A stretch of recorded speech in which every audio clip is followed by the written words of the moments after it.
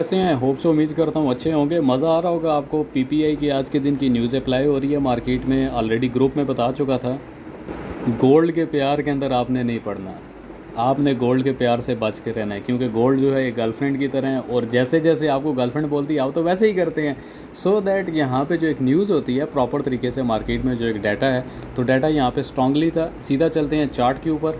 तो back spike आप देख सकते हैं कितना एक बेहतरीन बैक स्पाइक लगा है। इस बैक स्पाइक को देखते हुए अगर इतने टॉप पे जाके कोई भी अगर यहाँ पे जाके सेल लेता है, होने को कुछ भी हो सकता है, बट यहाँ पे सेल नहीं है। बुलविक लग चुकी है ऑलरेडी। यहाँ पे बुलविक को देखते हुए हमने मज़ीद आगे अपने टारगेट को, जो कि 1706.5 1707 का टारगेट एक फ़ाइनल था, तो जो ग्रुप में ट्रेड करवाई है, तो स्टूडेंट्स काफ़ी खुश हैं। ठीक है जी, ऑल अबाउट यू, आपके लिए है, मेरा इसमें कोई फ़ायदा नहीं है, बेनिफिट नहीं है।